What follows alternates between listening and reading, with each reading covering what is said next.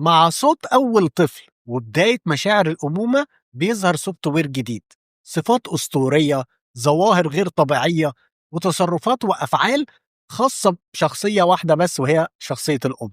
أنا أيمن مرغني وده فيديو جديد عن سوفت وير الأمومة. أساسيات ولازم تعرفوها في كل بيت. لو مامتك بتهزقك وبتشتمك وانت رديتي عليها تبقى قليلة الأدب وما تربيتيش. انما لو مامتك بتهزقك وبتشتمك وسايباها تتكلم لوحدها وما ردتيش تبقى انت برضه قليله الادب وما تربيتيش. لو ماشي في البيت ودلقت كوبايه الميه تبقى حمار ما بتشوفش.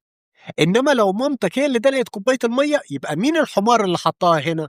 النيش للعرض فقط ليك ولعيالك عشان ما تحلمش انك لما تكبر هتستخدم حاجه منه. طول ما في مسلسلات كلاسيكيه على التلفزيون بتتعاد للمره المليون، اوعى تقرب من الريموت، ما تلعبش في عداد عمرك. يوم اجازتك هنفتح الشبابيك الساعه 7 الصبح عشان نهوي الاوضه، وهنلم كل حاجه في الشقه عشان نغسل، وخصوصا ملايه السرير وكيس المخده اللي انت نايم عليهم والستاره بتاعت اوضتك، وهنشغل كل الاجهزه اللي في البيت، الخلاط والمكنسه والغساله. ومش بعيد نجيب دي جي في البيت وتصحى على صوت فجاه ريميكس عمرو حاحه.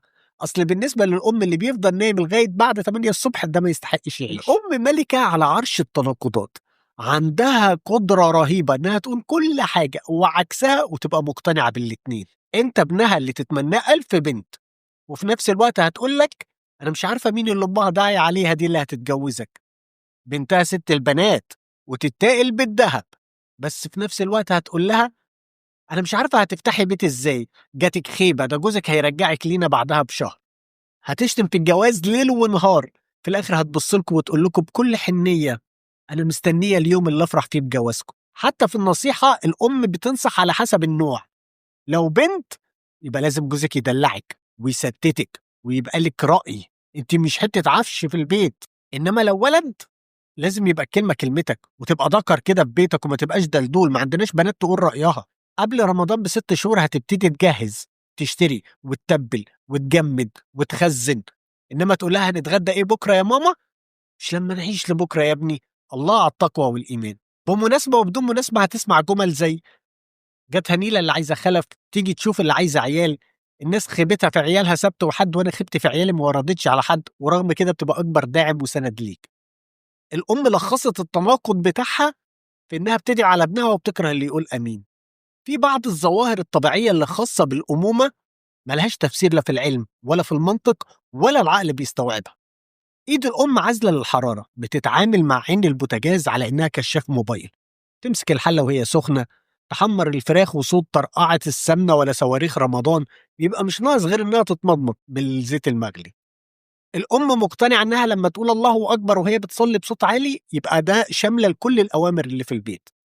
تطلعوا اللحمة من التلاجة، تبصوا على الأكل اللي في الفرن، تنظفوا البيت، تتجوز البنت اللي هي مختارها لك، تروح تشتري طماطم من تحت وتكون الطماطم كبيرة وجامدة عشان السلطة، كل ده وهي بتقول الله أكبر بصوت عالي. الحاجة اللي بتخبيها الأم محدش بيعرفها غيرها، فما تحاولش تدخل معاها في نقاش هينتهي بجملة كلاسيكية ولو قمت وجبتها لك، عشان هتقوم وهتجيبها لك فعلا وهتطلعها قدام عينك بخفة يد ولا الساحر مضحك. عندها مناعة قوية ضد اليأس، تبقى معزوم عندها أنت وعيالك وتبقى عاملة لك سبانخ وتقول لها يا ماما أنا ما باكلش السبانخ، تقول لك طب هو أنت كنت دقتها؟ يا ابني دي كلها حديد. في علاقة غريبة ومريبة بين الأم والتشبيهات الغير آدمية. تجيب لها حاجة مش عاجباها يا ما جاب الغراب لأمه. تبقي باصة في الموبايل ومش مركزة معاها تقول لك ده أنا لو ربيت كلب كان هوهو عليا.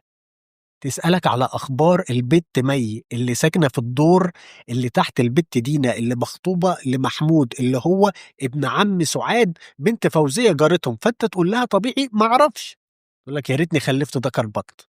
تيجي تقول رأيك في البيت تقول لك كان القرد نفع نفسه.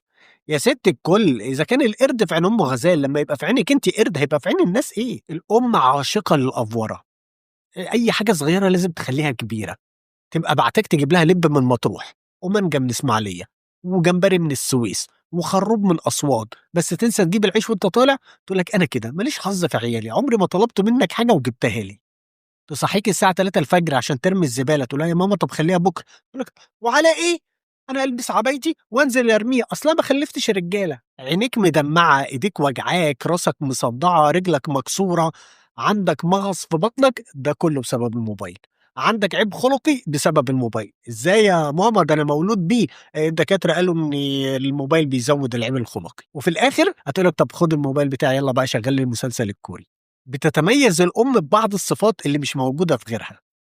اولا نظره عينها بتتحول من الرقه والدلع والرومانسيه لنظره مرعبه بتظهر قدام الضيوف لما بتعمل حاجه غلط. وياما بنطلونات غيرناها بسبب النظره دي. الشبشب بتاعها مزود بGPS، هيقدر يجيبك في أي مكان وفي أي زمان. مصطلح إعادة التدوير هو حق أصيل، هي اللي حولت علب الشوكولاتة لعلب أدوات الخياطة، وأزايز العصير والحاجة الساقعة لأزايز مية في التلاجة، وهدومك بإرادتك أو من غير إرادتك هتبقى فوط للمطبخ. وهنحط الشاي في برطمان التوابل اللي هو أساسا كان برطمان مربى. ال... الواحد بينسى أصل الحاجة